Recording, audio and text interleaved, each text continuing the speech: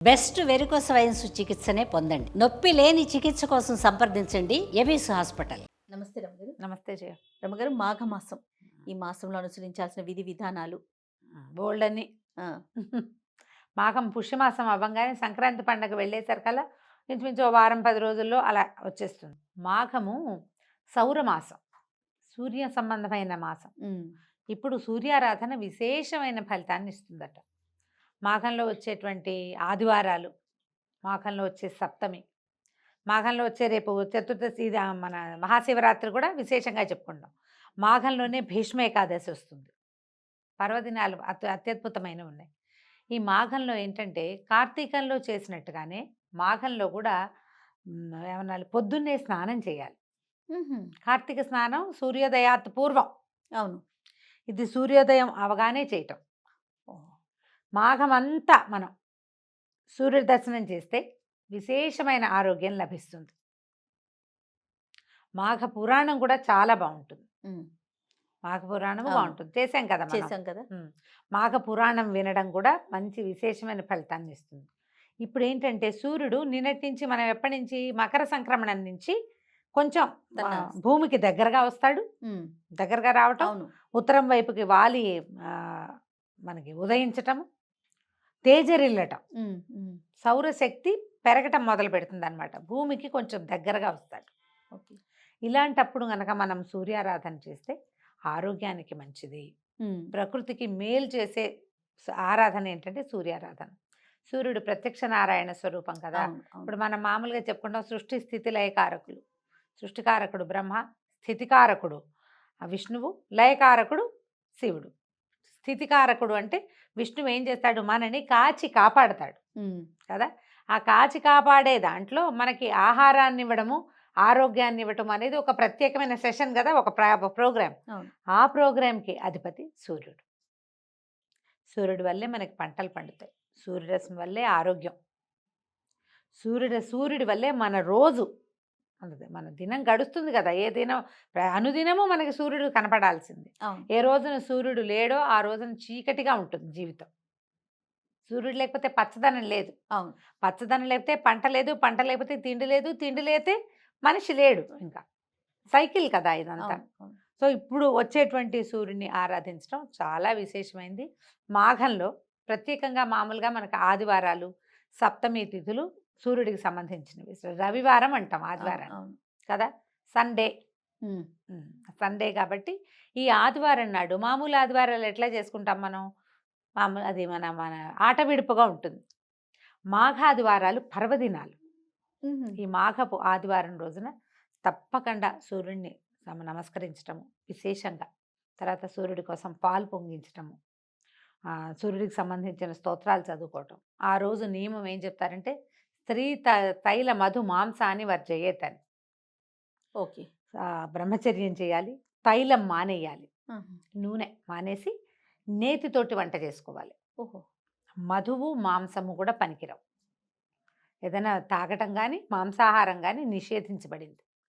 సంవత్సరం అంతా మీరు నిషేధంలో ఉన్నా లేకపోయినా కనీసం ఈ మాఘమాసంలో ఉన్న 4 ఆదివారాలని క్యాలెండర్లో టిక్ చేసుకుని ఆ 4 days అయినా మానేయచ్చు. ఉమ్, అంటే మానేయండి అంటే ఎలా ఉంటుంది, ఆజ్ఞగా ఉంటుంది. ఆజ్ఞ కాదు, మానేయాల్సిందే అని చెప్పట్లేదు. మానేస్తే మంచి. మీకు మంచిది. ఇప్పుడు ఇవన్నీ కూడా అంతే కదా. దేశానికి మన కూడా ప్రయోజనం ఏమి లేదు దీంతో. ఎవరికి వారికే కదా. మన ఆ, సొంతానికి మనకి కదా. నువ్వు ఎవరైనా ఒకళ్ళు మానేస్తే వాళ్ళకి ఆరోగ్యం, ఇంట్లో ఒకళ్ళు మానేస్తే మిగిలిన వాళ్ళకి ఆరోగ్యం రాదు కదా. అవును. ఎవరు తింటే వాళ్ళు కడుపు నిండుతుంది, ఎవరు దండం పెట్టుకుంటే వాళ్ళకి ఫలితం ఉంటుంది. ఖచ్చితంగా. అలాగే ఎవరు మానేస్తే వాళ్ళకి రావాల్సిన ఫలితం వస్తుంది. ఖచ్చితంగా ఈ 4 ఆదివారాలని మనం విశేషంగా చేసుకోవచ్చు. దీంతో మనకి రథసప్తం ఒకటి వస్తుంది. అవును. ఈ నెలలో మనకి ఇంకో ప్రత్యేకమైన తిథి ఏంటంటే శ్రీ పంచమి, వసంత పంచమి అని చెప్తాం కదా.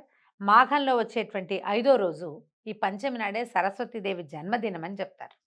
ఉహుం, ఈ రోజున మనం సరస్వతి పూజ చేసుకుంటాం. మామూలుగా మనం మూలా నక్షత్రం చేస్తాం ఎప్పుడు, దసరాల్లో. దసరాల్లో మూలా నక్షత్రం అమ్మవారి యొక్క జన్మతిథి. మూల ఆవిడ పుట్టింది, జన్మ నక్షత్రమే మూలా నక్షత్రము. తర్వాత ఏమో ఈ మన అమ్మవారు నీల సరస్వతి స్వరూపం తీసుకుని మహిషాసురమర్దినిగా అవతరించడానికి ముందున్న స్వరూపాల్లో మూలా నక్షత్రం రోజునే ఆవిడ నీల సరస్వతి రూపం మహాసరస్వతి స్వరూపాన్ని తీసుకుంది కాబట్టి ఆ రోజున మనం అప్పుడు పూజ చేసుకుంటాం. ఈ ప్రత్యేకంగా సరస్వతికి పూజ చేసేది ఈ శ్రీ పంచమి నాడు. సరస్వతి శుద్ధ జ్ఞాన స్వరూపం. సరస్వతి ఆరాధన వల్ల జ్ఞానం వస్తుంది. అదేమిటి ఓన్లీ చదివేనా జ్ఞానం అంటే? కాదు కదా, బుద్ధి కదా బుద్ధి. అది అన్ని రకాలుగాను. ఇప్పుడు బియ్యం జరగాలి, అదో జ్ఞానం కదా. అవును, అవి ఎక్కడి నుంచైనా ఏదైనా ఒక ఊరు ప్రయాణం చేయాలంటే దానికి కావాల్సిన వివరాలన్నీ తెలుసుకోవాలి, వివరాలన్నీ గుర్తుపెట్టుకోవాలి. అవన్నీ జ్ఞానానికి సంబంధించిన విషయాలు. అవును, ఓ ఊరు, ఓ ప్రాంతము, ఓ విషయము, జనరల్ నాలెడ్జ్ అంటాం కదా దాన్ని మనం. ఈ నాలెడ్జ్ జ్ఞాన సంబంధమైన వ్యవహారం. అది ఆ జ్ఞాన సంబంధమైన విషయాలని సరస్వతి దేవితోటి రిలేట్ అయి ఉంటాయి. ఈ శ్రీ పంచమి రోజున ఎవరైతే శ్రద్ధగా సరస్వతిని ఉపాసిస్తారో వాళ్ళకి జ్ఞాన సముపార్జనకు అవకాశం లభిస్తుంది. అందుకని విద్యాభ్యాసాలు అవి చేసేటప్పుడు ఈ మన పిల్లలకి అక్షరాభ్యాసం చేయించాలంటే మూలా నక్షత్రం నాడు కుదిరితే కుదిరింది, లేకపోతే ప్రధానంగా ఈ సరస్వతి పూజ రోజున శ్రీ పంచమి నాడు చేయిస్తాం. అవును, ప్రఖ్యాతమైన సరస్వతి ఆలయాలు మనకి చాలా ఉన్నాయి. మాఘంలో కిటకిటలాడుతూ ఉంటాయి అవి. అమ్మవారు ఈరోజు జన్మించింది అని చెప్తారు శ్రీ పంచమి నాడు. సో ఆమె జన్మతిథి కాబట్టి తప్పకుండా ఈరోజు పిల్లలతోటి ఏదైనా సరస్వతికి సంబంధించిన ఒక శ్లోకం చెప్పించి ఇంట్లో అవకాశం ఉంటే సరస్వతి దేవి పటం ఒకటి పెట్టుకోవటం, ఒక చిన్న కలశం, మామూలుగా కొబ్బరికాయ చెంబులో నీళ్లు కానీ బియ్యం కానీ పోసి కొబ్బరికాయని పెట్టుకుంటాం కదా. అవును, సరస్వతి దేవిని అందులో ఆవాహన చేసి షోడశోపచారాలు చేసి పూజ చేసుకోవచ్చు. అంత పెద్ద పూజ నా వల్ల కాదండి, మా ఇంట్లో అలవాటు లేదంటే సరస్వతి దేవి పటం ఒకటి ఉంచుకోండి ఇంట్లో, పిల్లలతో దండం పెట్టించండి, మీరు దండం పెట్టుకోండి. మనకు కూడా జ్ఞానం ఉండాలి. జ్ఞానానికి సంబంధించిందే జ్ఞాపక శక్తి కూడా. రేపొద్దున పెద్ద అయ్యాక మనకి ఏ డిమెన్షియావో అల్జైమర్సో రాకుండా ఉండాలంటే ఏదైనా మనకి జ్ఞాన సంబంధమైన దేవత పూజ చేసుకుంటే కదా. ఆమె గురించిన శ్లోకాలు, స్తోత్రాలు, సరస్వతి స్తవము బోళ్ళని దొరుకుతాయి. మామూలుగా మనం చెప్పించుకునే సరస్వతి నమస్తుభ్యం ఎలాగూ ఉంది. ఏదైనా ఒకటి చక్కగా చదువుకుని అమ్మవారికి ఒక దండం పెట్టుకోవటం, శ్రీకారాలు పుస్తకాల్లో శ్రీకారం రాసుకోవటం, ఆ రోజు ఖచ్చితంగా పిల్లల్ని కాసేపు చదివించటం, తప్పకుండా ఏదైనా దేవాలయానికి తీసుకెళ్ళటం. సరస్వతి ఆలయానికి వెళ్ళగలిగితే జనం అంతా అక్కడికే చేరుతారు. మనం ఇంట్లోనే ఓం ఓం అని పూజ చేసుకున్నా సరిపోతుంది. ఈ మాఘంలో చేసేటువంటి ఈ ప్రత్యేక సరస్వతి పూజ కూడా మనకి విశేషమైన ఫలితాన్ని ఇస్తుంది. ట్రై చేసి చూడటమే. ఇప్పుడు ఒక పూజ చేస్తాం, పూజ చేయగానే సడన్గా ఎక్కడి నుంచి పుస్తకం రాలిపడి మన నెత్తిలోకి ఎక్కిపోదు. అవును, నిదానంగా కదా, నిదానంగా వెళ్తుంది. జ్ఞాన సముపార్జనకి అవకాశం లభించే రోజు కాబట్టి ఈ రోజున మనం ఏదైనా కొత్త పుస్తకం చదవటం మొదలు పెట్టడం, కొత్త శాస్త్రం మొదలు పెట్టుకోవటం, సబ్జెక్టు కొత్తది. ఈ రోజునే మనం ట్యూషన్స్ కానీ ఎక్కడికైనా పంపించదలుచుకున్నాం అనుకో, సంగీతం పాఠానికి, నాట్యం డ్యాన్స్ క్లాసులకి ఫస్ట్ స్టార్ట్ చేస్తాం.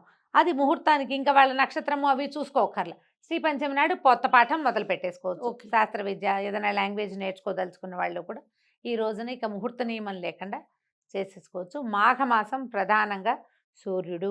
ఈ నెల రోజులు సూర్యోదయం అవగానే సూర్యుడిని చూసే ప్రయత్నం చేయండి. మీరు క్యాలెండర్లో గుర్తుపెట్టుకోండి. తర్వాత నెల మాఘం తర్వాత ఫాల్గుణ మాసం వచ్చేసరికి సూర్యుడు చొరచొరలాడడం మొదలు పెట్టేస్తాడు. అవును, ఫాల్గుణంలో చూడలేకపోతాం, మాఘంలో చూడగలుగుతాం. సన్ గేజింగ్ అని ఒక ప్రత్యేకమైన ప్రక్రియ ఉంది. ఇదేంటంటే సూర్యోదయం కాగానే గడ్డిలో కానీ మట్టిలో కానీ నిలబడి సూర్యుడిని అలాగే చూడడం. ఓహో, ఆ ఉదయ బింబాన్ని చూడాలి. ఎండకే చూడలేపు, కళ్ళు పోతాయి.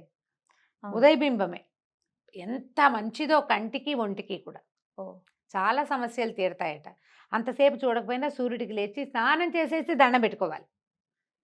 ఆ ప్రయత్నం చేయండి, కుదిరిన వాళ్ళు చేయండి. అంతే. పిల్లలు పొద్దున్నే లేచి చదువుకునే పిల్లలు ఉంటే వాళ్ళతోటి సూర్యబింబానికి ఒక నమస్కారం చేయించండి. ఆ సూర్యకిరణాన్ని ఆస్వాదిస్తే మీకు ఏంటంటే స్కిన్ ప్రాబ్లమ్స్ తగ్గిపోతాయి, బ్రెయిన్ షార్ప్ అవుతుంది. అసలు ఆరోగ్యం భాస్కరాది ఇచ్చేదన్నారు. ఒకవేళ మీరు స్నానం చేసేసి తయారుగా ఉంటే చక్కగా సూర్యబింబానికి ఎదురుకుండా నిలబడి ఆదిత్య హృదయం చదువుకోండి. దానివల్ల కూడా ఎంతో మంచి ఫలితం లభిస్తుంది. తప్పకుండా ఇన్ని ఫలితాలు ఇచ్చే మాఘమాసాన్ని ఆరోగ్యాన్ని ఇచ్చే మాసంగా ఎవరి కావాల్సిన పద్ధతిలో వాళ్ళు మార్చుకుంటే మంచిది. తప్పకుండా. నమస్తే. నమస్తే.